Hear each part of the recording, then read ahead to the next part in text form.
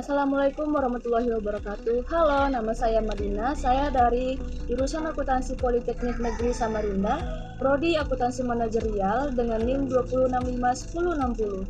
Pada kesempatan kali ini saya akan membahas apa sih akuntansi manajemen lanjutan mengenai pendahuluan topik 1. Materi pembahasan yang akan saya bawakan pada hari ini, yang pertama adalah pengertian akuntansi manajemen, yang kedua adalah karakteristik akuntansi keuangan, yang ketiga adalah tipe akuntansi manajemen, dan yang terakhir yang keempat adalah perkembangan dan manfaat akuntansi manajemen. Pertama, pengertian akuntansi manajemen. Pengertian akuntansi manajemen.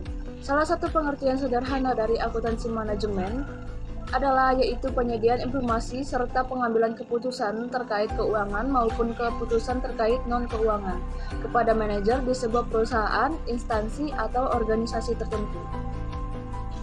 Selanjutnya yang kedua adalah karakteristik akuntansi manajemen.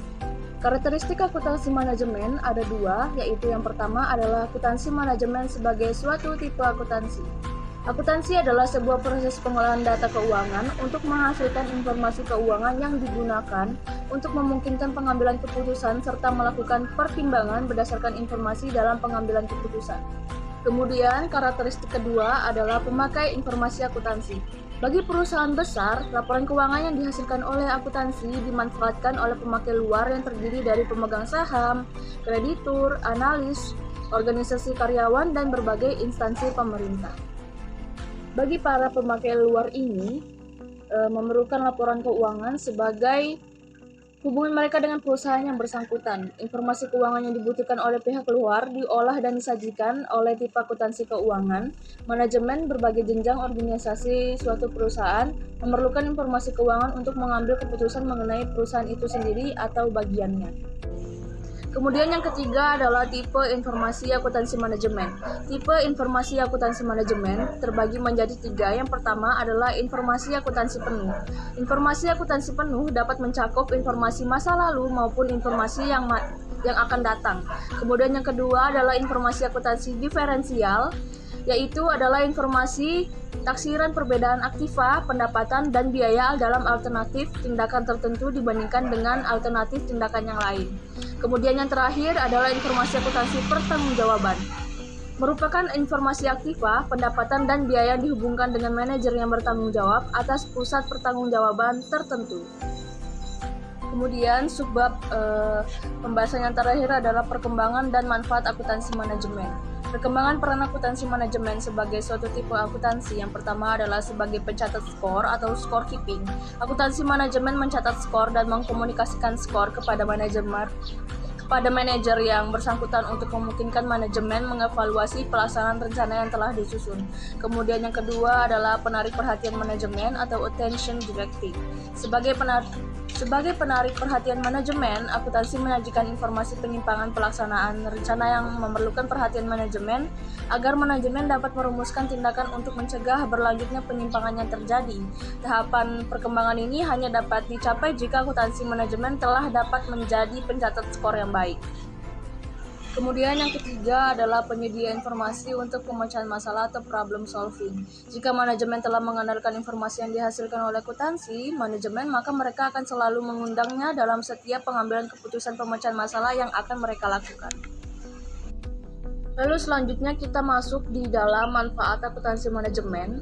Manfaat akuntansi manajemen terbagi menjadi tiga. Yang pertama adalah manfaat akuntansi penuh. Ini terbagi lagi menjadi 4 bagian. Yang pertama, pelaporan informasi keuangan kepada manajemen puncak dan pihak luar perusahaan seperti yang disebutkan tadi.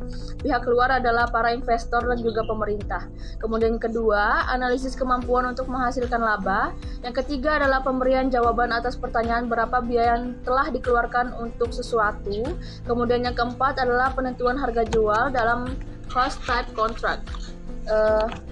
Informasi akuntansi penuh yang berisi informasi di masa yang akan datang bermanfaat untuk penyusunan program, penentuan harga jual normal, kemudian penentuan harga transfer, penentuan harga jual dalam perusahaan yang diatur dengan peraturan pemerintah. Kemudian kita masuk ke tipe manfaat akuntansi yang kedua adalah manfaat informasi akuntansi diferensial. Informasi ini diperlukan oleh manajemen untuk pengambilan keputusan mengenai pemilihan alternatif tindakan yang terbaik di antara pengambilan alternatif yang tersedia. Karena pengambilan keputusan selalu menyangkut masa depan perusahaan, maka informasi akuntansi yang relevan adalah informasi yang akan datang. Lalu yang terakhir adalah tipe manfaat informasi akuntansi pertanggungjawaban.